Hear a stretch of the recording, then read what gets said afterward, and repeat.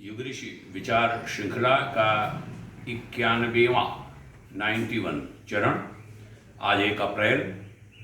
आप सभी को नमस्ते, सुप्रभात। आज का शीर्षक समाज सेवा से ही आत्मरक्षा।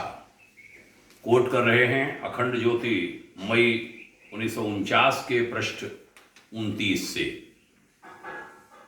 कहा, जिस प्रकार सूक्ष्माति सूक्ष्म अणुओं की एकता से इस विश्व की उत्पत्ति हुई है, उसी प्रकार अनेक व्यक्तियों के मेल से समाज बना है। एक एक करके समाज से सभी व्यक्तियों को यदि पृथक कर दिया जाए तो न यहां समाज रहेगा और न संसार। अतः आओ हम सब अलग अलग अपने अस्तित्व की चिंता छोड़कर व्यक्तित्व का स्वार्थ व अहंकार त्याग कर निजी सद्गुणों द्वारा मिलकर समाज तथा संसार की सेवा वाली सुंदर सृष्टि का सृजन करें। मनुष्य सेवा के लिए ही पैदा हुआ है। मैं आपकी सेवा करूं, आप उनकी और वे मेरी।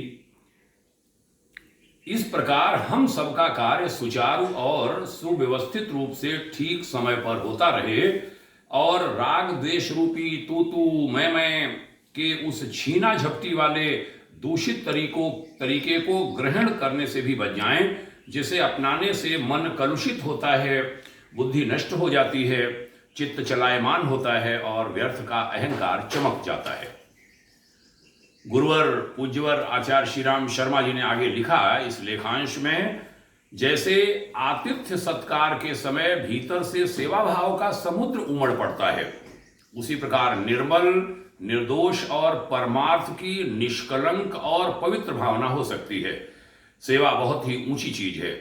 सेवा में न मजदूरी का भाव है और न मजबूरी का और न ही दुकानदारी का। इसलिए सेवा करना मनुष्य मात्र का सबसे बड़ा कर्तव्य है, मुख्य कर्तव्य है।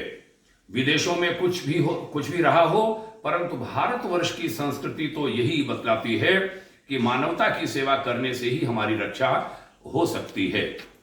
बहुत प्यारा लेखांश है यह, मैं इसके पक्ष में हूं।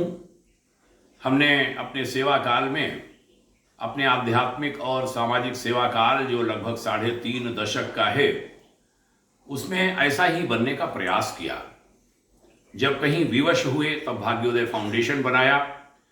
भाग्योदय फाउंडेशन का भी उद्देश्य है कि सबको साथ लेकर चला जाए, जो जहां बढ़िया कर रहा है उसको प्रमोट किया जाए, उसको आगे बढ़ाया जाए और सब लोग कॉमन काज के लिए एक साथ खड़े हों।